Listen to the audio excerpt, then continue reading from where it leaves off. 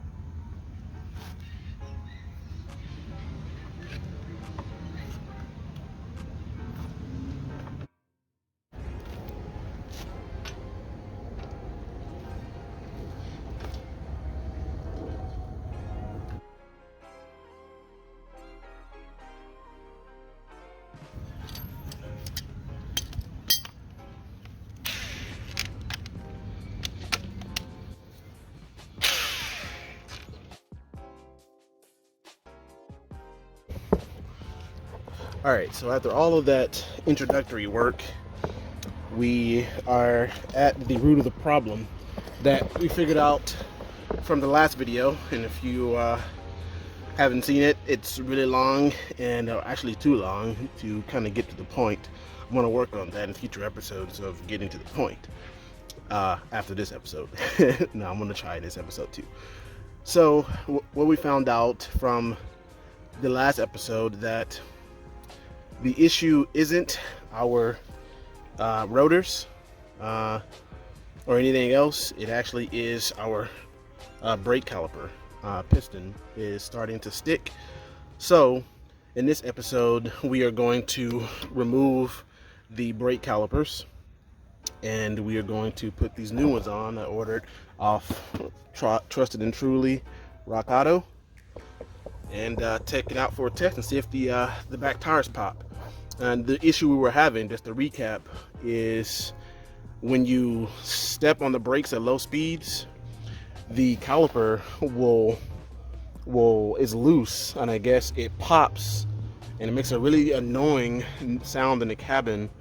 And it happens every time you're hitting the brakes at low speeds. So we're gonna change that out today. Stay tuned. Alright, so you're going to need 14mm sockets for these caliper pin bolts. I'm going to have to get a hammer to help break this loose. This way. So it's on the left side, it's to the right, and then probably on the right side is to the left, FYI.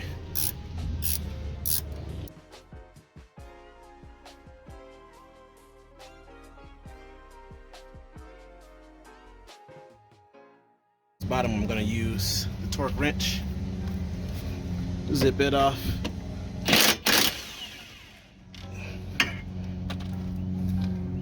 There we go. So that's out. Now I'm gonna pop this thing all the way off.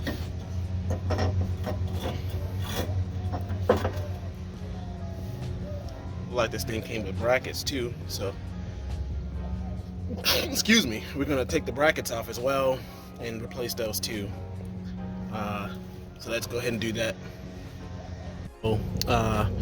The bracket bolts are 17mm.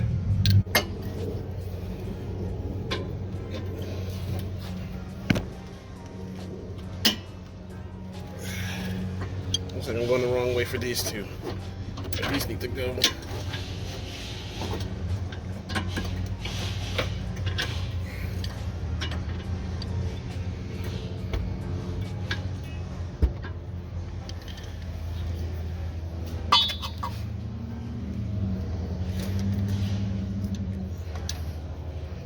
They said use the impact, they said.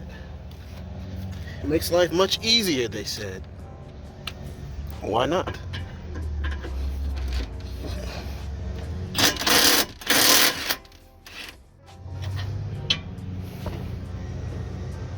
Look down here to see the other one.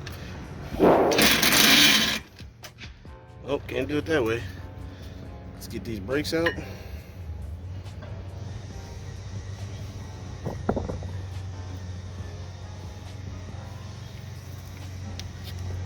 Alright, I need to move you so that I can get over here and work.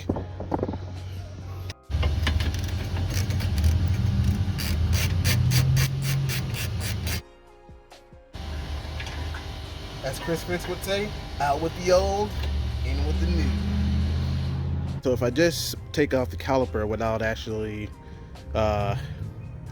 closing off or putting pressure on the fluid, it'll just leak out everywhere, and we don't want that. So we are going to take this pipe here, and we're going to position it on the brake pedal as if someone's pressing on the brakes, so that I can then remove the brake hardware and not have to worry about it leaking out. So there it is. You want to push the brake down.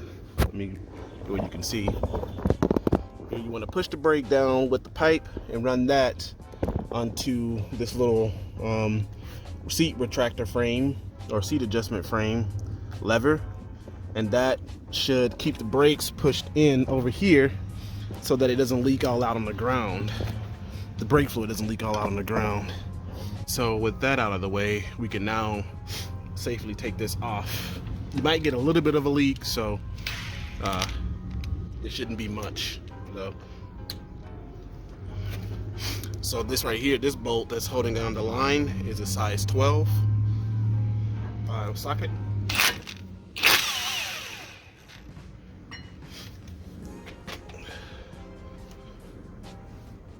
And that's coming from the caliper.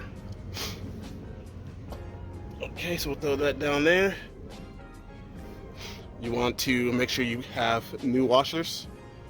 So you have one on the side where the washer meets the piston or caliper, and you have one on the other side that you got to take off here where the bolt meets the your hydraulic hose. So just remember that. And then you have your pin. So inspect your caliper pin or guide pin, or not guide pin, but I forget what they call this, but inspect it to make sure that it doesn't have any damage or cracks, because you're going to want to replace this, and see if there's anything caught in there in the little holes, because otherwise your fluid won't flow. Picture looks pretty good, right? Pretty clear. It's pretty cool. Focus stands. Here's our new caliper, nice and fresh and ready to go. We need to unbolt, all these things and put on the bracket first, and then get the caliper in place. So let's do that. All right, so with these now put back on and bolted down, torqued, we can now add a little bit of copper anti-seize to these little sliding pin spots. And you want to be very careful. Just want to dab on each side.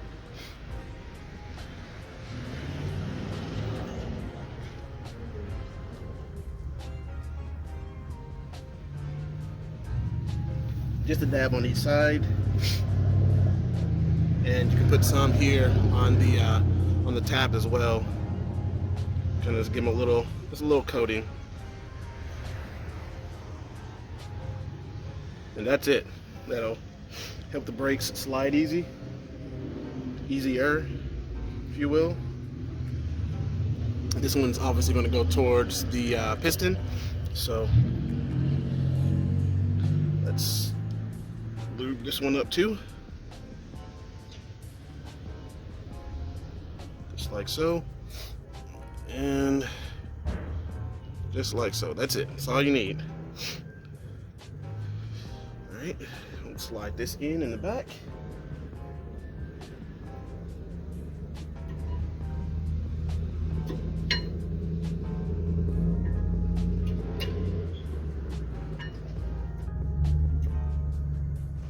At least attempt to.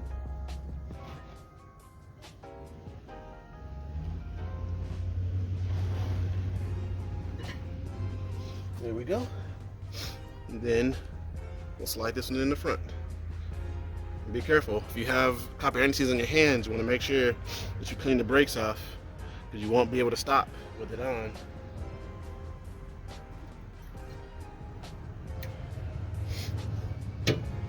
All right, so that we have that, now we can work on refitting the caliper itself. So you want to undo this piece here, take that out, and what we're going to do now is we need those 2 washers, copper washers. I want to get these ready. Drop them all on the floor. Sounds great. All right, we need one to go on the side where the bolt's going to meet the hydraulic hose. We need the other on the side where it's going to meet the caliper itself. Okay.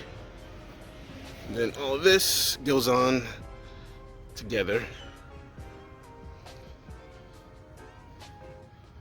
Then this can be tightened all down together,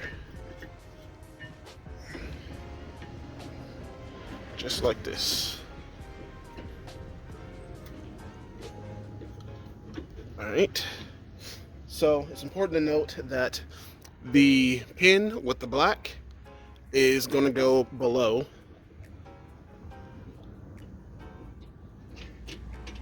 Okay. And the pin that doesn't have that sensor, I guess, or whatever that tab is, this pin is going to go on the top. Just want to put that out there, just in case you forget where the pins went. That's where they go. Okay, so everything is put back and torqued down. Now we're going to want to go and step on the brakes here to fill this caliper piston up. To get it pressurized back with the system. So let's go do that. A real quick bleed. I could have my banjo bolt a little bit too tight. Let's undo this.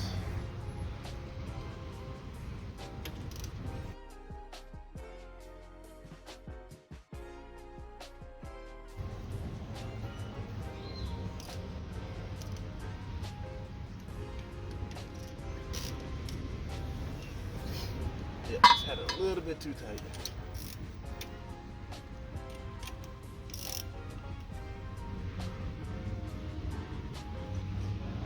There we go. That's all we need. Just a little bit.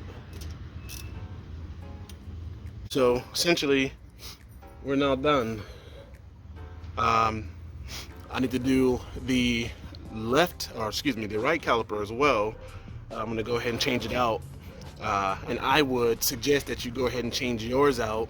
If you already have one side already out, I would suggest you do this in pairs and change out the other one, because chances are, if one of them is going out, the other one should be somewhere close behind it, and it should start popping, and it's going to be annoying for you. So just go ahead and change it out while you're out and, you know, putting time out for the day.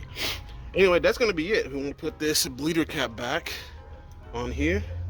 We'll check for leaks, get in the car, see if it makes any popping noises. But I'm gonna go ahead and change that right side, like I said, and then we'll take it out for a drive. Stay tuned.